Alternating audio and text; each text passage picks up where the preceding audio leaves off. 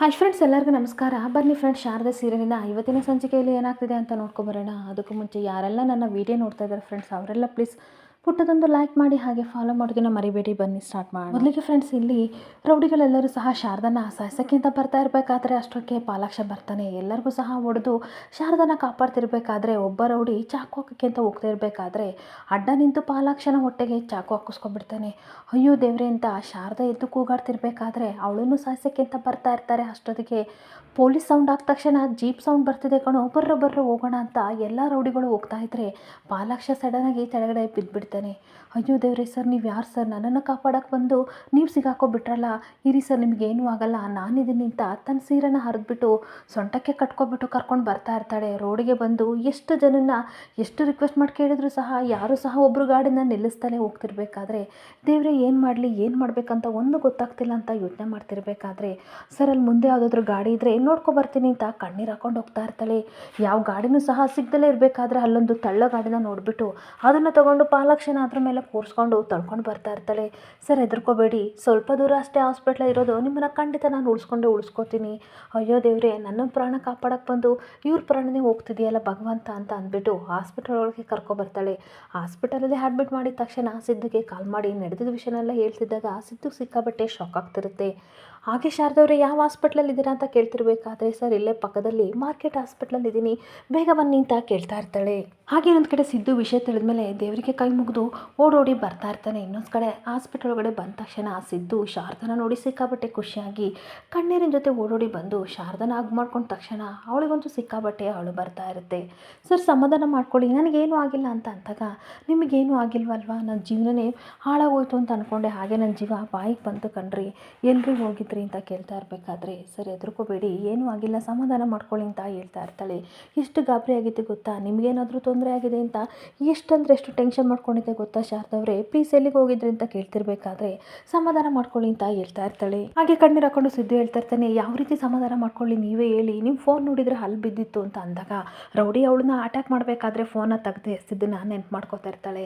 ಹಾಗೆ ಮನೇಲಿ ದೀಪು ಎಷ್ಟು ಟೆನ್ಷನ್ ಮಾಡ್ಕೊಂಡಿದ್ಲು, ನಿಮ್ಗೇನಾದರೂ ಗೊತ್ತಾ ಶಾರದವ್ರೆ ಅಂತ ಕಣ್ಣೀರು ಹಾಕೊಂಡು ಹೇಳ್ತಾ ಇರಬೇಕಾದ್ರೆ ಅಲ್ಲೆಲ್ಲ ನಿಮ್ಮ ಕೈಗಳಲ್ಲಿರೋ ಬಳೆ ಚೂರು ಬಿದ್ದಿತ್ತು, ಹಾಗೆ ನಿಮ್ಮ ಸ್ಲಿಪ್ಪರೆಲ್ಲ ಚೆಲ್ಲಾಡ್ತಿತ್ತು, ನನಗೆಷ್ಟು ಟೆನ್ಷನ್ ಆಯಿತು ಗೊತ್ತಾ ಅಂತ ಅಂದಾಗ ಆ ರೌಡಿಗಳಿಂದ ತಪ್ಪಿಸ್ಕೊಳಕ್ಕೆ ಹೋಗ್ತಿರ್ಬೇಕಾದ್ರೆ ಶಾರದಾ ಸ್ಲಿಪ್ಪರೆಲ್ಲ ಬಿದ್ದೋರುತ್ತೆ. ಅದನ್ನೆಲ್ಲ ನೆನ್ಪು ಮಾಡಿಕೊಂಡು ಕಣ್ಣೀರು ಹಾಕ್ತಾ ಇರ್ತಾಳೆ. ಹಾಗೆ ಅಂಥದ್ದನ್ನೆಲ್ಲ ನೋಡಿದ್ಮೇಲೆ ನನ್ನ ಜೀವನೇ ಹೋಗಿತ್ತು ಶಾರದವ್ರೆ, ಒಂದು ಕ್ಷಣ ನನ್ನ ಹೃದಯ ಬಡಿತಾನೆ ನಿಂತೋಯ್ತು ಅಂತ ಕಣ್ಣೀರು ಹಾಕೊಂಡು ಹೇಳ್ತಾ ಇರಬೇಕಾದ್ರೆ ಸಿದ್ದುನಂತೂ ಹಾಗೆ ತುಂಬ ಆಶ್ಚರ್ಯದಿಂದ ನೋಡ್ತಾ ಇರ್ತಾಳೆ. ಹಾಗೆ ಶಾರದಾ ಕಣ್ಣೀರು ಹಾಕೊಂಡು ಹೇಳ್ತಾ ಇರ್ತಾಳೆ, ನೋಡಿ ಸರ್, ಎಂಥದೇ ಕಷ್ಟ ಬಂದರೂ ಸಹ ದೇವರು ನಮ್ಮ ಜೊತೆ ಇದ್ದಾನೆ ಅನ್ನೋದಕ್ಕೆ ಇವತ್ತು ನಾನೇ ಬದುಕಿ ಬಂದಿರೋ ಉದಾಹರಣೆ ಸಾಕ್ಷಿ ಸರ್ ಅಂತ ಹೇಳ್ತಾ ಇರ್ತಾಳೆ. ಹಾಗೆ ಏನು ಗೊತ್ತಾ ಸರ್, ಇವತ್ತು ನನ್ನ ಜೀವನನೇ ಹೋಯ್ತು, ಹಾಗೆ ನಾನು ನಿಮ್ಮನ್ನೆಲ್ಲ ಬಿಟ್ಟು ನಾನು ಸತ್ತೋದೆ ಅಂತ ಅಂದ್ಕೊಂಡಿದ್ದೆ ಸರ್ ಅಂತ ಹೇಳ್ತಾ ಇರಬೇಕಾದ್ರೆ ಶಾರದನ್ ಬಾಯಿನ ಸಿದ್ದು ಮುಚ್ಕೊಬಿಡ್ತಾನೆ. ಬಿಡ್ತು ಅಂತ ಅಂದ್ರಿ, ಯಾಕ್ರಿ ಈ ರೀತಿ ಎಲ್ಲ ಮಾತಾಡ್ತಿದ್ದೀರಾ, ನಿಮ್ಗೇನಾದರೂ ಆಯಿತು ಅಂತ ಅಂದರೆ ನನ್ನ ಮತ್ತೆ ದೀಪು ಗತಿ ಏನ್ರಿ, ಅದ್ರ ಬಗ್ಗೆ ಯೋಚನೆ ಮಾಡಿದ್ದೀರಾ ಅಂತ ಕಣ್ಣೀರು ಹಾಕೊಂಡು ಹೇಳ್ತಾ ಇರ್ತಾನೆ. ಹಾಗೆ ಮತ್ತೆ ಶಾರದನ ನೋಡ್ಬಿಟ್ಟು ಏನ್ರಲ್ಲೆಲ್ಲ ಗಾಯ ಆಗಿದೆ, ಇಷ್ಟೊಂಥರ ಗಾಯ ಆಗಿದೆ ಅಂತ ಅಂದಾಗ ಟೆನ್ಷನ್ ಮಾಡ್ಕೋಬೇಡಿ, ಸಣ್ಣ ಪುಟ್ಟದ ಗಾಯ,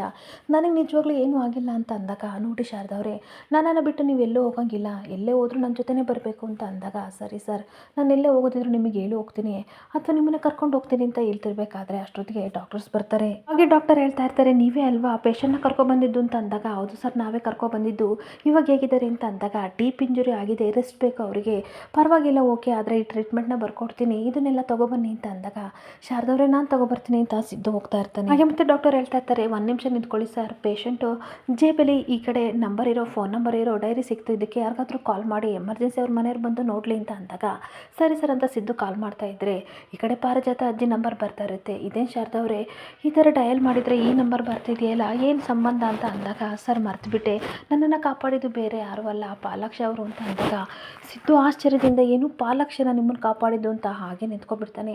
ಆದರೆ ಇನ್ನೊಂದು ಕಡೆ ಜ್ಯೋತಿಕಾ ಸಿಕ್ಕಾಪಟ್ಟೆ ಟೆನ್ಷನ್ ಮಾಡಿಕೊಂಡು ಇದೇನಿದು, ನಾನು ಡೀಲ್ ಕೊಟ್ಟವ್ರು ಇನ್ನೂ ಕಾಲ್ ಮಾಡಲಿಲ್ವಲ್ಲ, ನನಗೆ ಇಷ್ಟೊಂಥರ ಟೆನ್ಷನ್ ಆಗ್ತಾ ಇದೆಯಲ್ಲ, ಅಕಸ್ಮಾತ್ ಶಾರದಾ ಏನಾದರೂ ಎಸ್ಕೇಪ್ ಆದ್ಲಾ ಅಂತ ಟೆನ್ಷನ್ ಮಾಡ್ಕೋತಾ ಇರ್ತಾಳೆ.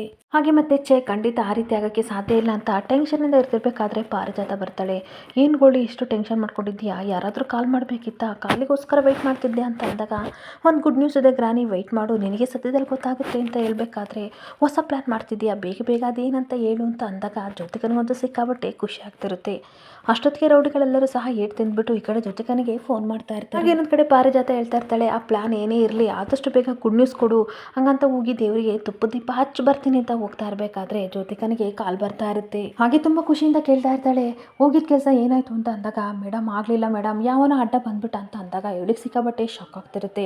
ವಾಟ್ ಏನು ಹೇಳ್ತಿದ್ದೀರಾ, ತಲೆಗಿಲೆ ಕೆಟ್ಟಿದ್ಯಾ, ಯಾರು ಅಡ್ಡ ಬಂದರು ಅಂತ ಮಾಡ್ಬೇಕಾದ್ರೆ ಕೆಲಸನ ಅರ್ಧಕ್ಕೆ ಬಿಟ್ಟು ಬಂದ್ರ, ಯಾರು ಬಂದಿದ್ದು ಅಂತ ಅಂದಾಗ, ಮೇಡಮ್ ನಮಗೆ ನಿಜವಾಗ್ಲೂ ಗೊತ್ತಿಲ್ಲ, ಯಾವನ ಬಂದು ಆ ಹುಡುಗಿನ ಕಾಪಾಡಿಬಿಟ್ಟ ಅಂತ ರೌಡಿಗಳೆಲ್ಲ ಹೇಳ್ತಾ ಇರ್ತಾರೆ. ಹಾಗೆ ರೌಡಿಗಳೆಲ್ಲ ಮೇಡಮ್ ಆಮೇಲೆ ಕಾಲ್ ಮಾಡ್ತೀವಿ ಮೇಡಮ್ ಅಂತ ಓಡೋಗ್ತಾ ಇರಬೇಕಾದ್ರೆ ಚೇ ಅಂತ ಬೈಕೊಂಡು ತುಂಬ ಟೆನ್ಷನ್ ಮಾಡ್ತಾ ಇರ್ತಾಳೆ. ನನ್ನ ಪ್ಲ್ಯಾನ ಯಾರು ಫ್ಲಾಪ್ ಮಾಡಿದ್ದು ಅಂತ ಟೆನ್ಷನ್ ಮಾಡ್ಕೊಂಡಿರ್ಬೇಕಾದ್ರೆ, ಏನಕ್ಕೆ ಎಷ್ಟು ಟೆನ್ಷನ್ ಮಾಡ್ಕೊಂಡಿದ್ದೀಯಾ, ಏನಾಯಿತು ಹೇಳು, ಅದೇನಂತ ನನ್ನ ಹತ್ರ ಹೇಳು ಅಂತ ಪಾರಿಜಾತ ಕೇಳ್ತಿರ್ಬೇಕಾದ್ರೆ, ನಾನು ಪ್ಲ್ಯಾನ್ ಏನಾದ್ರು ಫ್ಲಾಪ್ ಮಾಡಿದ್ದು ಸಿದ್ದುನ ಅಂತ ಟೆನ್ಷನ್ ಮಾಡ್ಕೋತಾ ಇರ್ತಾಳೆ. ಜೊತೆಗೆ ಪಾರಿಜಾತ ಫೋನ್ಗೆ ಸಿದ್ದು ಕಾಲ್ ಮಾಡ್ತಿರ್ಬೇಕಾದ್ರೆ ಅವಳಿಗೆ ಸಿಕ್ಕಾಬಟ್ಟೆ ಟೆನ್ಷನ್ ಆಗಿ, ಗೋಲ್ಡಿ ಸಿದ್ದು ಕಾಲ್ ಮಾಡ್ತಿದ್ದೀನಿ ಅಂತ ಅಂದಾಗ ರಿಸೀವ್ ಮಾಡಿ ಅಂತ ಹೇಳ್ತಾ ಇರ್ತಾಳೆ. ರಿಸೀವ್ ಮಾಡಿದ ತಕ್ಷಣ, ಅಜ್ಜಿ ಬೇಗ ಹಾಸ್ಪಿಟ್ಲಿಗೆ ಬನ್ನಿ, ನಿಮಗೆ ಪಾಲಾಕ್ಷನಿಗೆ ತುಂಬ ಏಟಾಗಿದೆ ಅಂತ ಅಂದಾಗ ಅವಳಿಗಂತೂ ಸಿಕ್ಕಾಬಟ್ಟೆ ಶಾಕ್ ಆಗ್ತಿರುತ್ತೆ. ಹಾಗೆ ಮತ್ತು ಈ ಥರ ಚಾಕುವಿಂದ ಯಾರು ಚುಚ್ಚಿದ್ದಾರೆ, ಆದರೆ ಪರವಾಗಿಲ್ಲ ಇವಾಗ ಸ್ಟೇಬಲ್ ಇದ್ದಾರೆ, ಆದಷ್ಟು ಬೇಗ ನೀವು ಬನ್ನಿ ಅಂತ ಸಿದ್ದು ಹೇಳ್ತಿರ್ಬೇಕಾದ್ರೆ ಇವಳಿಗಂತೂ ಏನು ಮಾತಾಡಬೇಕು ಅಂತ ಗೊತ್ತಾಗಲೇ ವಿಲ ಅಂತ ಟೆನ್ಷನ್ ಮಾಡ್ಕೋತಾ ಇರ್ತಾಳೆ. ಜ್ಯೋತಿಕಾ ಹೇಳ್ತಾ ಇರ್ತಾಳೆ, ಹಾಗಾದರೆ ಅಪ್ಪನ ಶಾರದನ ಕಾಪಾಡಿದ್ದು ಇವ್ರಿಗೆ ಏನಾಯಿತು ಅಂತ ಟೆನ್ಷನ್ ಮಾಡ್ಕೋತಿರ್ಬೇಕಾದ್ರೆ ಆಮೇಲೆ ಮಾತಾಡಿದ್ರಾಗುತ್ತೆ, ಇವಾಗ ನನಗೆ ಏನೂ ಸಹ ಮೈಂಡ್ ಓಡ್ತಾ ಇಲ್ಲ, ಆದಷ್ಟು ಬೇಗ ಪಾಲಾಕ್ಷನ ನೋಡ್ಕೊಬರೋಣ ಬಾಗೋಡಿ ಅಂತ ಹಾಸ್ಪಿಟ್ಲಿಗೆ ಬರ್ತಾ ಇರ್ತಾಳೆ. ಹಾಗೆ ಸಿದ್ದು ಇನ್ನೊಂದು ಕಡೆ, ಶಾರದವ್ರೆ ನಾನು ಇವರಿಗೆ ಮೆಡಿಸಿನ್ ತೊಗೊಬರ್ತೀನಿ ಅಂತ ಹೋಗ್ತಾ ಇರ್ತಾನೆ.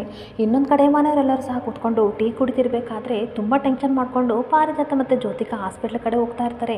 ನಿಂತ್ಕೊಳ್ಳಿ, ಎಲ್ಲಿ ಹೋಗ್ತಿದ್ದಾರೆ ಇಬ್ಬರು, ಗಡಿ ಬಿಡಿಲಿ, ಎಲ್ಲಿಗೆ ಹೋಗ್ತಿದ್ದೀರಾ ಅಂತ ತಾತ ಕೇಳ್ತಾ ಇರಬೇಕಾದ್ರೆ ಕಣ್ಣೀರು ಹಾಕ್ಕೊಂಡು, ನನ್ನ ಮಗನಿಗೆ ಯಾರು ಚಾಕು ಚುಚ್ಚಿದ್ದಾರೆ, ಪಾಲಾಕ್ಷನಿಗೆ ನೋಡ್ಕೊಬರಕ್ಕೆ ಹೋಗ್ತಾ ಇದ್ದೀನಿ ಅಂತ ಅಂದಾಗ ಎಲ್ಲರಿಗೂ ಸಿಕ್ಕಾಬಟ್ಟೆ ಬೇಜಾರಾಗ್ತಾ ಇರುತ್ತೆ. ವಿಮಲ ಚಿಕ್ಕಮ್ಮ ಇದೆಲ್ಲ ಯಾವ ರೀತಿ ಆಯಿತು ಅಂತ ಅಂದಾಗ, ನನಗೊಂದು ಗೊತ್ತಿಲ್ಲ, ಹಾಸ್ಪಿಟಲಿಂದ ಕಾಲ್ ಬಂದಿತ್ತು, ನಾನು ಆದಷ್ಟು ಬೇಗ ನೋಡ್ಕೊಬರ್ತೀನಿ ಅಂತ ಕಣ್ಣೀರು ಹಾಕ್ತಿದ್ರೆ ತಾತನಿಗೂ ಸಹ ಸಿಕ್ಕಾಬಟ್ಟೆ ಬೇಜಾರಾಗ್ತಾ ಇರುತ್ತೆ. ಹಾಗೆ ಸುಮಿತ್ರ ಹೇಳ್ತಾ ಇರ್ತಾಳೆ, ಏನಾಗಲ್ಲ ಟೆನ್ಷನ್ ಮಾಡ್ಕೋಬೇಡಿ ಅತ್ತೆ, ಪ್ಲೀಸ್ ಸಮಾಧಾನ ಮಾಡ್ಕೊಳ್ಳಿ ಅಂತ ಅಂದಾಗ, ಹಾಸ್ಪಿಟ್ಲಿಂದ ಕಾಲ್ ಮಾಡಿದ್ರು ಹೋಗಿ ಬರ್ತೀವಿ ತಾತ ಅಂತ ಈ ಕಡೆ ಜ್ಯೋತಿಕನೂ ಹೇಳ್ತಾ ಇರಬೇಕಾದ್ರೆ ಕಣ್ಣೀರು ಹಾಕ್ಕೊಂಡು, ಗೋಲ್ಡಿ ಪ್ಲೀಸ್ ಬೇಗ ಹೋಗ್ಬಿಟ್ಟು ಬರಂಬ, ನನ್ನ ಎತ್ತು ಕರಳು ಸಂಕಟ ಯಾರಿಗೂ ಅರ್ಥ ಆಗಲ್ಲ ಇಲ್ಲಿ, ಬಾ ಗೋಲ್ಡಿ ಅಂತ ಕಣ್ಣೀರು ಹಾಕ್ತಾ ಇರ್ತಾಳೆ. ಈ ಪಾರಿಜಾತ ಕಣ್ಣೀರು ಹಾಕ್ಕೊಂಡು, ರೀ ನಿಮ್ಮ ದಮ್ಮಯ್ಯ ಅಂತೀನಿ, ಇಂಥ ಸಮಯದಲ್ಲೂ ಸಹ ನಾನು ನನ್ನ ಮಗುನ ನೋಡೋಕೆ ಹೋಗಲಿಲ್ಲ ಅಂತ ಅಂದರೆ ನಾನು ಎಂಥ ತಾಯಿ ಅಂತ ಎಲ್ಲರೂ ಅಂದ್ಕೊಳ್ಳಲ್ವಾ, ದಯವಿಟ್ಟು ನನ್ನ ಮಗು ನೋಡೋಕೆ ಒಂದು ಅವಕಾಶ ಮಾಡಿಕೊಡಿ ಅಂತ ಅಂದಾಗ, ಮನುಷ್ಯ ಸಾವು ಮತ್ತು ಬದುಕಿನ ನಡುವೆ ಹೋರಾಡ್ತಿರ್ಬೇಕಾದ್ರೆ ಹೋಗಬೇಡ ಅಂತ ಹೇಳುವಷ್ಟು ಕೆಟ್ಟ ಮನುಷ್ಯ ನಾನಲ್ಲ ಅಂತ ತಾತ ಹೇಳ್ತಾ ಇರ್ತಾರೆ. ಈ ಸರಿ ಆಯಿತು ಹೋಗ್ಬಿಟ್ಪ ಅಂತ ಅಂದಾಗ ಶಿವನಾರಾಯಣ್ಗೆ ಕೈ ಮುಗಿದ್ಬಿಟ್ಟು ಈ ಕಡೆ ಪಾರಿಜಾತ ಹಾಸ್ಪಿಟ್ಲ್ ಹತ್ರ ಬರ್ತಾ ಇರ್ತಾಳೆ.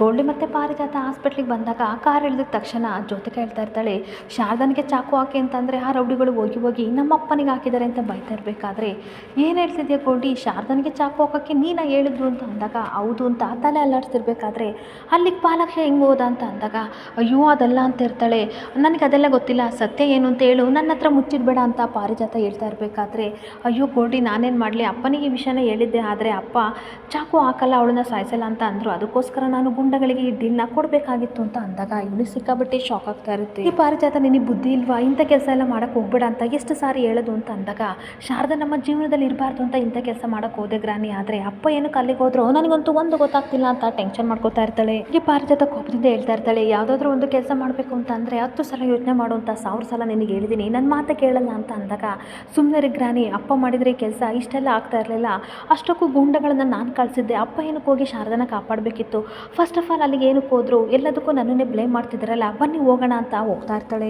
ಒಂದು ಕಡೆ ಹಾಸ್ಪಿಟಲ್ ಒಳಗಡೆ ಪಾರಿಜಾತ ಗೋಲ್ಡಿ ಬರ್ತಿರ್ಬೇಕಾದ್ರೆ ಅಷ್ಟೊತ್ತಿಗೆ ಪೊಲೀಸ್ ಬಂದು ಸಿದ್ದು ಶಾರದನ ಎನ್ಕ್ವೈರಿ ಮಾಡ್ತಿರ್ಬೇಕಾದ್ರೆ ಶಾರದಾ ಹೇಳ್ತಾ ಇರ್ತಾಳೆ, ನನಗಲ್ಲಿ ಏನಾಯಿತು ಅಂತ ನಿಜವಾಗ್ಲೂ ಗೊತ್ತಿಲ್ಲ ಸರ್, ಪ್ರಜ್ಞೆ ತಪ್ಪಿ ನಾನು ಬಿದ್ದಿದ್ದೆ, ಕಣ್ಬಿಟ್ಟೆದ್ದು ನೋಡೋ ಅಷ್ಟೊತ್ತಿಗೆ ನನಗೆ ಯಾರೋ ಚಾಕುನಲ್ಲಿ ಚುಚ್ಚಕ್ಕೆ ಅಂತ ಬರ್ತಾ ಇರಬೇಕಾದ್ರೆ ಅಷ್ಟೊತ್ತಿಗೆ ಪಾಲಾಕ್ಷ ಅವ್ರು ಅಡ್ಡ ಬಂದರು, ಅವರು ಚುಚ್ಚಿಯ ವ್ಯಕ್ತಿಗಳು ಓಡೋದ್ರು ಅಂತ ಅಂದಾಗ ಈ ಕಡೆ ಸಿಕ್ಕಾಬಟ್ಟೆ ಕೋಪ ಮಾಡಿಕೊಂಡು ಪಾರಿಜಾತ ಬೈತಾ ಇರ್ತಾಳೆ, ನನ್ನ ಮಗನಿಗೆ ಏನೋ ಮಾಡಿದೆ, ನೀನೇ ಏನೋ ಮಾಡಿದೀಯಾ, ಅದಕ್ಕೆ ಅವನಿಗೆ ಈ ಪರಿಸ್ಥಿತಿ ಬಂತು ಅಂದಾಗ, ಇಲ್ಲ ಮೇಡಮ್ ನನ್ನನ್ನು ನಂಬಿ ನನ್ನನ್ನು ಕಾಪಾಡೋಕ್ಕೆ ಹೋಗಿ ಅವ್ರು ಸಿಗಾಕೊಂಡ್ರು ಅಷ್ಟೇ ಅಂತ ಶಾರದಾ ಹೇಳ್ತಾ ಇದ್ದರೆ, ಸಿದ್ದು ನೀನಾದರೂ ಹೇಳು ಅಲ್ಲಿ ಏನು ನಡೀತು ಅಂತ ಸರಿಯಾಗಿ ಹೇಳು ಅಂತ ಅಜ್ಜಿ ಕೇಳ್ತಾ ಇರ್ತಾರೆ.